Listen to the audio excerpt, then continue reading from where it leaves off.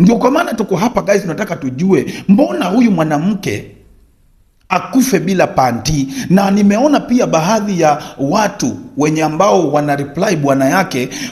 Nimeona hii story pale kwa Tuko, bwana amejaribu kujielezea na watu wa baada ya kumsikiliza, baada ya kuexplain jinsi ambavyo alikuwa amesafiri, jinsi ambavyo ati sijui bibi yake ameambiwa ati alikuwa anavuka barabara.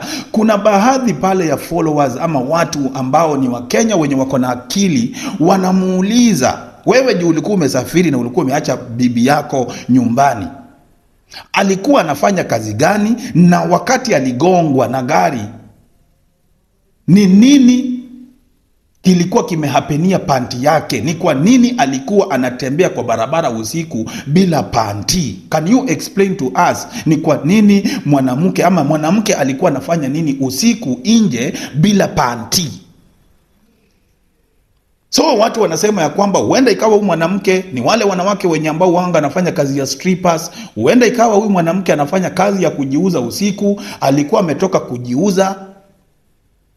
Sasa unajua, sasa wanawake pia wa siku hizi inasemekana wapendi panti, wanasemanga wakivalia panti uanga wanachomeka huko kwa mapaja kwa sababu joto ni mingi, unaona? Ongoja kidogo ladies and gentlemen, welcome back to my YouTube channel. My name is Jackson 254 TV. Karibuni. Alright, ladies and gentlemen, hii ni simulizi ya kifo cha huyu msichana kwa jina Kamba Icon, ama zaidi ukipenda Liz Kamene. Sasa hivi imeweza kubainika ya kwamba huyu Liz Kamene alikuwa ameolewa. Unaona, alikuwa ameolewa, jambo ambalo ladies and gentlemen limeweza kushtua watu kuona msichana wa umri wa miaka 22, msichana ambaye ameishi kwa vilabu akikunywa pombe, ameishi kwa mitandao akidance, akitingisha nyashi. Ladies and gentlemen, sasa hivi inasemekana my friend ni bibi ya mtu amekuanga na bwana ambaye sasa hivi my friend anamono bibi yake, unaona. Lakini the reason why nimekuja hapa ladies and gentlemen, nimekuja hapa ili tuweze kuzungumzia sasa huyu bwana, kwa sababu tumekuwa tukiongelelea tu huyu msichana kwa jina Kamba Icon bila kujua ya kwamba hiyo siku huyu msichana aligongwa alikuwa na wenzake, unaona, alikuwa na wenzake.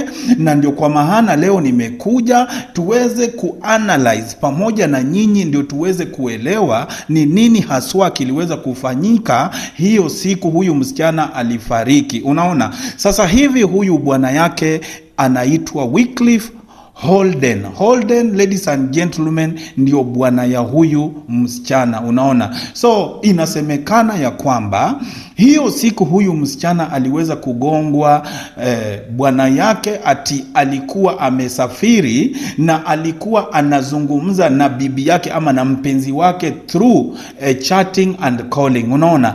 Lakini sasa anasema waliwachana saa 6 za usiku baada ya simu yake kuisha moto, unaona. Sasa alihave kuzima simu, akaweka kwa charge na kalala. So anasema alilala sana, saa 4 kamili ndio alikuwa anawasha simu. You can imagine, alilala saa 6 za usiku, akalala simu ikiwa tu bado kwa moto, akaamuka saa 4. Sasa ndio akafungulia simu. Sijui kama mnanipata ladies and gentlemen. Na alipofungulia simu alipata messages na missed call kama 1000. Marafiki zake, watu wanamjua, wamekuwa wakimtafuta kumwambia ya kwamba bibi yake amekufa na accident, unaona. Hivyo ndio huyo bwana anaelezea. Huyu bwana anaendelea zaidi kwa kuelezea ya kwamba alipopata missed call na akapigia marafiki zake simu wenye sasa ni wakaribu na mahali pale accident ilifanyika, waliweza kumweleza ya kwamba ati huyu Liz Kamene alikuwa ametokea klabu, alikuwa ametoka klabu ama alikuwa ametoka kazi, hajaelezea ni kazi gani. Na huyu msichana kuna simu anakuanga nayo aina ya iPhone. Hii simu ni simu amekuwa akichanga pesa. Dream yake imekuwa ni kuown iPhone 16 Pro Max. Unaona, hii iPhone yenye imetoka juzi yenye inaitwa sijui iPhone 16 Pro Max, hii simu ndio huyu msichana alikuwa anatumia, na hii simu alikuwa anaicherish sana kuliko maisha yake. Unaona, sasa wakati huyu msichana alikuwa ametoka kule, alikuwa ametoka akashuka mahali alishuka, akivuka barabara, ati inasemekana wezi walitoka from nowhere wakaenda wakaibia huyo mwanamke hiyo simu na kale kapochi kenye alikuwa nako, na wakaingia kwa highway. Unaona, lakini kwa sababu huyu msichana ati alikuwa mlevi, yeye hakukumbuka ya kwamba ile ni barabara. Yeye kwa akili yake ilikuwa tu ni my iPhone, my iPhone, my iPhone. Sasa akavuka barabara awafuate bila kujua ya kwamba ile ni highway, my friend, ile ni bypass yenye ambayo inapita gari nyingi na zinapita pale kwa mwendo wa kasi. Sijui kama mnanipata. Na kwa hiyo highway hakunanga zebra crossing. Sijui kama mnanielewa guys, ladies and gentlemen. Sasa huyu msichana inasemekana alipitwa na yeye namna hiyo akijaribu kufikia iPhone 16 yenye alikuwa amenunua, yenye ilikuwa imemgharimu pesa nyingi. Unaona, so bwana yake sasa hivi anaomboleza akiambia Wakenya wamsaidie kuomboleza bibi yake. Unaona, so hapo ndio pa mahali ambapo nataka tuweze kuanzia history yetu, kwa sababu guys, let me tell you, kuna mambo hapa ambayo hayaendani. Huyu msichana guys, mumekuwa mkimuona akikunywa pombe, mumekuwa mkimuona kwa mabaa. Zile video amepost recently, most of these videos amekuwa akipost akiwa kwa malift ambazo hatujui ni za kuenda kwa mavilabu. Saa zingine anapiga picha akiwa kwa washrooms za wanawake. Hiyo kioo inakuwa kwa washroom za wanawake. Amekuwa akipiga picha pale akiwa hata na wenzake, na hizo simu zenye amekuwa akipiga nazo picha, hakuna hata iPhone hapo. Zile simu anapiga nazo huanga ni simu cheap. Sasa tunajiuliza, kwani hii iPhone ni zile iPhone za China? Hii iPhone yenye nasemekana ndio huyu msichana alikuwa anafuata ndio agongwe. Kwani hii iPhone mbona haitoi picha kama iPhone 16? Kwa sababu iPhone 16 ukipiga picha, ladies and gentlemen, inakutoanga ukiwa mzungu, ukiwa tajiri, hata kama wewe ni maskini. Mnaweza hata mkalani na hii simu ya Rachel Otuoma. Rachel Otuoma, bibi ya Ezekiel Otuoma, ni mweusi, lakini wakati anapiga picha anakuanga mzungu, kwa sababu simu yenye anatumianga, ladies and gentlemen, ni iPhone. Hii iPhone yenye imetoka juzi, iPhone 16. Unaona, so wakati unaambiwa ya kwamba ati hiyo simu yenye amekuwa akipiga nayo simu yenye inamtoa akiwa mweusi, not unless apply filter ama apply makeup mingi ndio at least aonekane ni kama at least mtu. Sasa hivi tunadanganywa ilikuwa nini? Ilikuwa iPhone. Lakini watu pale pia wenye wanamjua vizuri sana huyu mwanaume, wanasema ya kwamba huyu mwanaume ni mwizi, na huyu mwanamke wake pia anakuanga mwizi. Na inasemekana hiyo siku walikuwa wanawake watatu pamoja na wanaume kadhaa. So inasemekana ati waliweza kuibia mtu na wanaume wakatoroka, wakawacha huyu mwanamke nyuma akiwa anatoroka pia akiwafuata. Na kwa sababu akona matako kubwa, akona makalio makubwa, alishindwa kutoroka na gari ikamgonga. Unaona, na gari ikamgonga. So yeye alitoroka, hakutaka kukuja kuconfirm ni nini kimehappen. So alitoroka. Unaona, so hizi story ni nyingi guys, hizi story ni nyingi, nataka munisikilize vizuri. So watu wanasema alikuwa pale na alitoroka. Wengine wanasema huyu mwanamke ni mwizi na anakuanga kwa hizi group za kuwekea watu michele. Guys, mnakumbuka story ya DJ Brownskin na bibi yake, wakati bibi yake alikunywa sumu na akakufa? Mnakumbuka nini kili happen? Inasemekana bibi ya DJ Brownskin alikuwa anafanya kazi ya kuwekeanga matajiri mchele, alafu anawapora pesa, wanakula na DJ Brownskin, wakati DJ Brownskin anacheza muziki na bibi yake ako pale anatumbuiza matajiri akiwaekeanga mchele, alafu wanaenda wanawaibia. Sasa inasemekana huyu mwanamke kwa jina Liz, hata yeye alikuwa kwa hii group ya kuwekeanga watu mchele. na huenda ikawa kuna mtu mkubwa walifanyia kitendo mbaya, na huyo mtu akashika huyu mwanamke, na baada ya kushika huyu mwanamke wakamuua, wakambaka. Ndio kwa maana mnaona huyu msichana alikufa bila panti. Hizi story ni nyingi guys, hizi story ni nyingi, lakini najua kadri siku zinaposonga tutajua ukweli. Kuna tu ukweli mahali imejificha, na hiyo ukweli tutaijua, kwa sababu huyu mwanamke guys, wacha nikuambie, alikufa bila damu.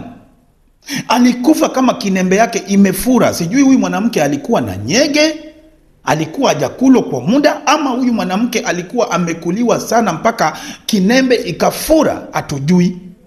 Ndio kwa maana tuko hapa guys, tunataka tujue mbona huyu mwanamke akufe bila panti. Na nimeona pia baadhi ya watu wenye ambao wana reply bwana yake. Nimeona hii story pale kwa Tuko, bwana amejaribu kujielezea, na watu wa baada ya kumsikiliza, baada ya kuexplain jinsi ambavyo alikuwa amesafiri, jinsi ambavyo ati sijui bibi yake ameambiwa ati alikuwa anavuka barabara, kuna baadhi pale ya followers ama watu ambao ni wa Kenya wenye wako na akili, wanamuuliza, wewe juu ulikuwa umesafiri na ulikuwa umeacha bibi yako nyumbani, alikuwa anafanya kazi gani? Na wakati aligongwa na gari, ni nini kilikuwa kimehapenia panti yake? Ni kwa nini alikuwa anatembea kwa barabara usiku bila panti? Can you explain to us ni kwa nini mwanamke alikuwa anafanya nini usiku nje bila panti? So watu wanasema ya kwamba huenda ikawa huyu mwanamke ni wale wanawake wenye ambao wanga anafanya kazi ya strippers. Huenda ikawa huyu mwanamke anafanya kazi ya kujiuza usiku, alikuwa ametoka kujiuza. Sasa unajua, sasa wanawake pia wa siku hizi inasemekana wapendi panti, wanasemanga wakivalia panti uanga wanachomeka huko kwa mapaja kwa sababu joto ni mingi, unaona? Na wakivalia panti sababu ya ile joto, huanga wanafanya nini? Huanga wana smell, unaona? Kwa sababu huko chini hakupumui, ladies and gentlemen, huko chini hakupumui, unaona?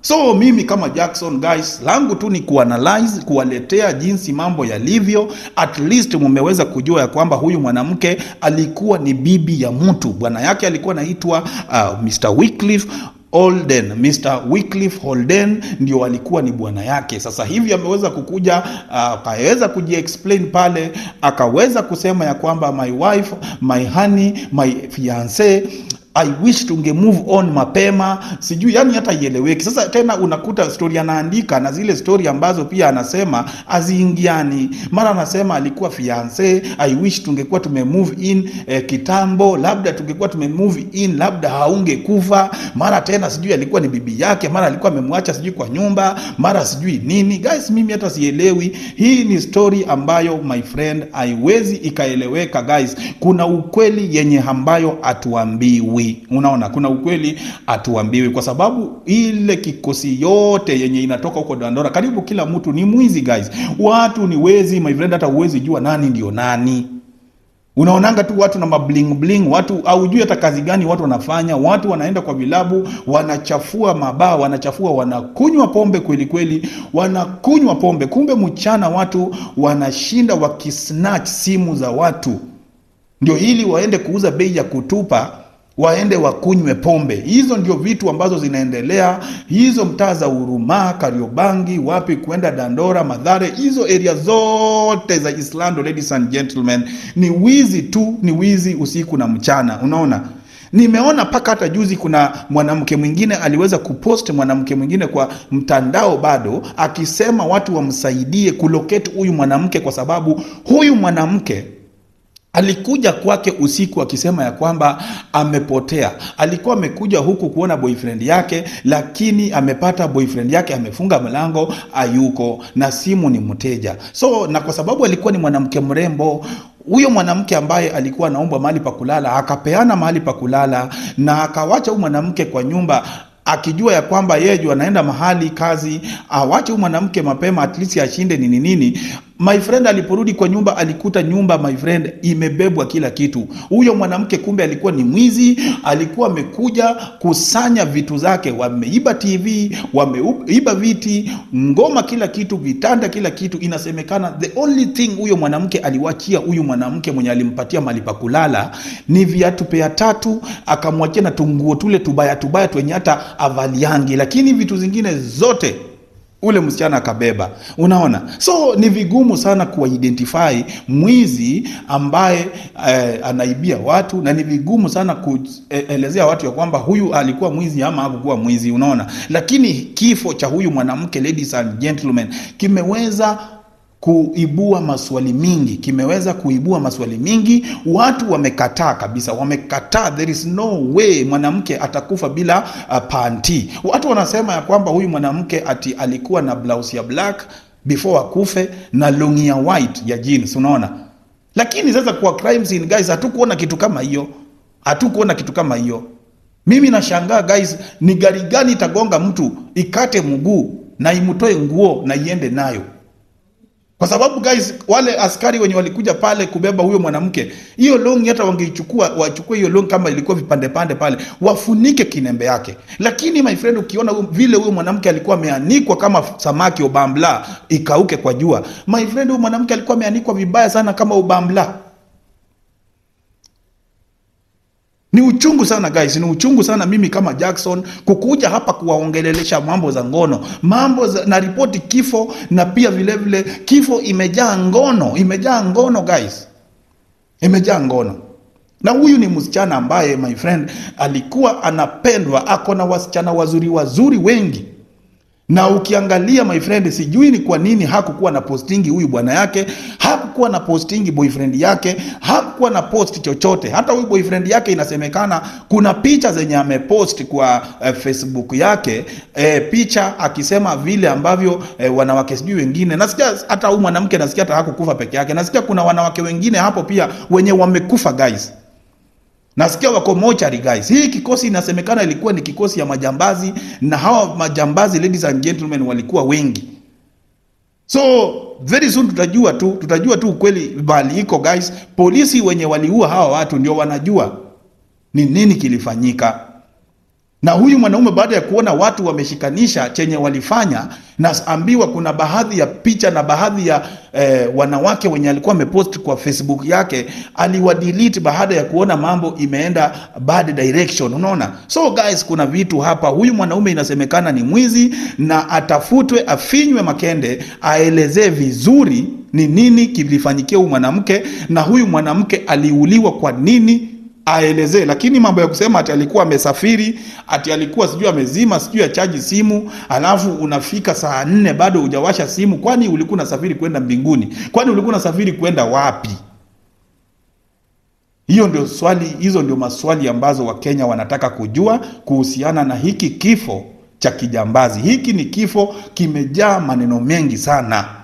Nimeona huko kwa Hesi wa Dandora, huko Nairobi crime sijui what, free crime sijui what, mambo yale ambayo yanapostiwa huko usiku na mchana, ladies and gentlemen. Yani watoto wamekuwa wezi, yani watu wanaibiwa, my friend, watu wanaibiwa vibaya, unaona?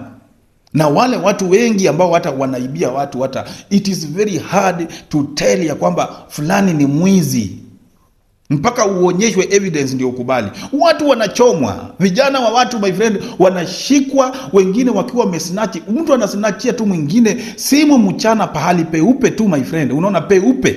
Kama mwingine hapa niliona, guys, hapa inasemekana mtu ni Mjaluo, na inasemekana, my friend, alisnatch simu ya mtu tu mchana.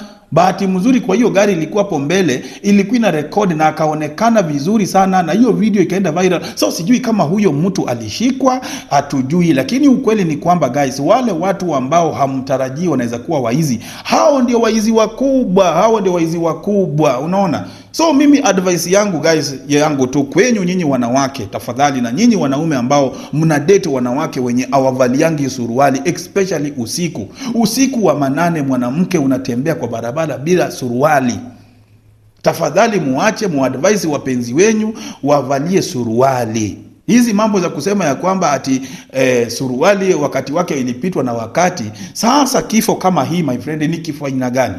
Hii ni kifo aina gani guys? Kifo uchi, kifo uchi.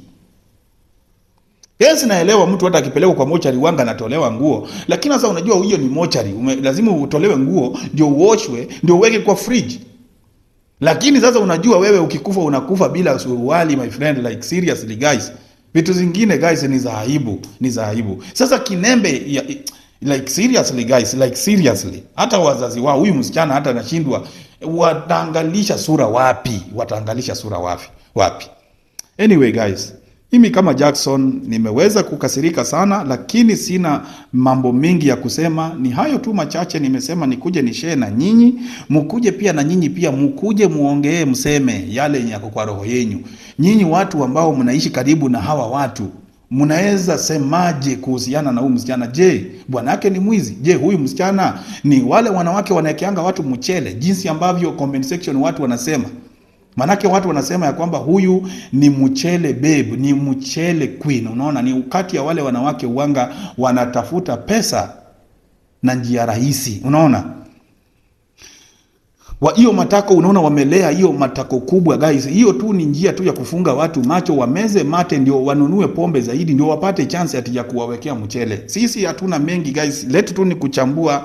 Lakini kama huyu msichana kwa kweli aliweza kuuliwa na akakuja kutupwa pale, pia vile tunataka aweze kupata justice. Unaona, na kama ni ukweli kabisa huyu msichana pia aliweza kupia kugongwa pia na gari jinsi ambavyo inasemekana, let us hope ya kwamba kule alikuwa ametoka ni mahali ambapo ni pazuri.